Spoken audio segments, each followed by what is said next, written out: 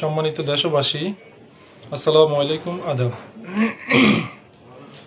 আপনাদের অবগতির জন্য জানানো যাচ্ছে যে গত 23/1/2023 ইংরেজি তারিখে আলফা ইসলামী লাইফ ইন্স্যুরেন্স লিমিটেডকে নিয়ে ব্যারিস্টার শাহিদুল হক সুমন সাহেব একটি ভিডিও প্রকাশ করেছেন, যা সম্পূর্ণ ভুল তথ্য সম্বলিত এবং ভিত্তিহীন।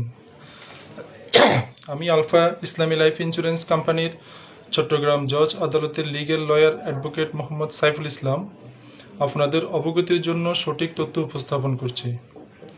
বিষয়টি হলো, গত 23/12/2022 ইংরেজি তারিখে একটু মৃত্যু দাবির আবেদন আমাদের নিকট আসে, যেখানে গ্রাহকের মৃত্যুর তারিখ উল্লেখ ছিল 21/12/2022 ইংরেজি।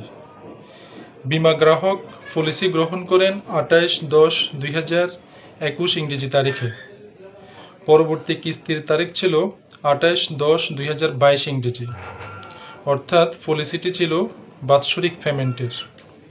কিন্তু গ্রাহকের প্রিমিয়াম প্রদানের নির্ধারিত সময় অতিবাহিত হওয়ার কারণে বীমা আইন অনুযায়ী পলিসিটি তামাদি হয়ে যায়, যার পরিপ্রেক্ষিতে মৃত্যু দাবিটি বাতিল বলে বিবেচিত হয়, যা 29/12/2022 ইংরেজি তারিখে নমিনিকে লিখিত চিঠির মাধ্যমে জানানো হয়।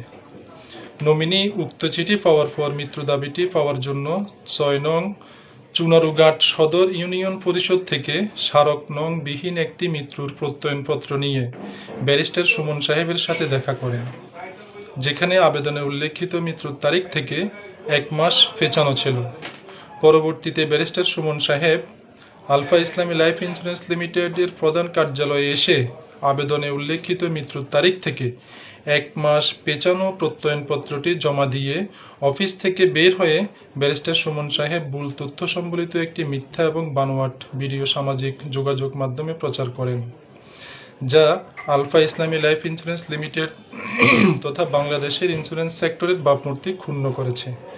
আমি অ্যাডভোকেট মোহাম্মদ সাইফুল ইসলাম একজন আইনজীবী হিসেবে ব্যারিস্টার সুমন সাহেবের প্রতি উদাত্ত আহ্বান জানাবো, আপনি সঠিক উপাত্ত জেনে এবং আলফা ইসলামী লাইফের সকল রকমের তথ্য নিয়ে মিডিয়াতে আসার প্রয়োজন ছিল। এবং আমি স্পষ্টভাবে জানি, বাংলাদেশে আলফা ইসলামী লাইফের নিকট গ্রাহকের কোনো মৃত্যু দাবি অথবা সার্ভাইভাল বেনিফিট পেন্ডিং নাই। জনসচেতনতার জন্য আমার এই ভিডিও সামাজিক যোগাযোগ মাধ্যমে প্রচার করা হলো। ধন্যবাদ। আসসালামু আলাইকুম ওয়া রাহমাতুল্লাহি ওয়া বারাকাতুহু।